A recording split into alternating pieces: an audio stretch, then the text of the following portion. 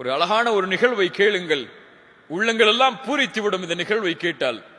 ஒரு ஏழ்மையான நிலையில் ஒரு தாய் வருகிறாள் 2 குழந்தைகளோடு ஆயிஷா ரலியல்லாஹு அன்ஹாவிடத்தில். ரசூலுல்லாஹ்வுடைய வீட்டிற்கு உணவு கேட்டு ஆயிஷா ரலியல்லாஹு அன்ஹா அவர்களுடைய நிலைமையை பார்த்தவுடன், அவங்களுடைய வீட்டில் என்ன சாப்பாடு இருக்கும்? ரசூலுல்லாஹ்வுடைய வீட்டில் என்ன சாப்பாடு? நம்ம இஃப்தார்ல வைக்கிற உணவு மாதிரியா? சஹர்ல வைக்கக்கூடிய வகை வகையான உணவுகள் மாதிரியா? ரமதான் பசியோடு காலை இஃப்தாரில் இருந்து சஹர் வரை இருப்பதற்கு, சஹரில் இருந்து இஃப்தார் வரை. ஆனா நமக்கு சஹர்ல சாப்பிடுற சாப்பாடு அடுத்த இஃப்தார் வரைக்கும் கூட போதுமானது. அல்லாஹு அக்பர். இஃப்தாருக்கு பிறகு 3 சாப்பாடு அவருக்கு. இஃப்தாருக்கு, மக்ரிபு பிறகு அப்புறம் கியாமுல் லைலுக்கு பிறகு. இல்ல மாஷா அல்லாஹ். ஸல்லல்லாஹு அலைஹி வஸல்லம் உடைய வீட்டில் ஆயிஷா ரலியல்லாஹு அன்ஹா அந்த ஏழையான அந்த பெண்மணிக்கும் அந்த 2 குழந்தைகளுக்கும் 3 பேரித்தம்பழம் கொடுக்கறாங்க. அதான் அவங்க வீட்டில் இருந்தது.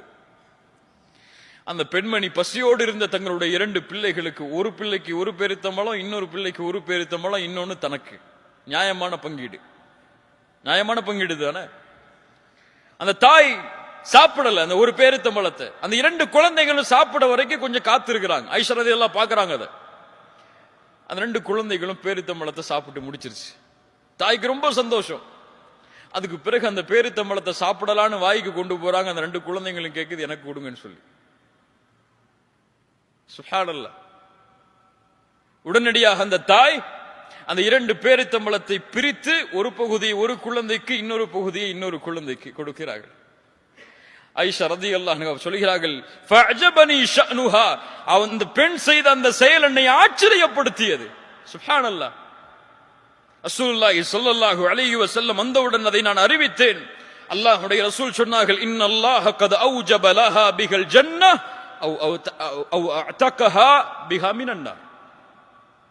அல்லாஹ் இதனால் அந்த பெண்ணுக்கு சொர்க்கத்தை கடமையாக்கினான், அல்லது நரகத்திலிருந்து அல்லாஹ் விடுதலை அளித்தான்.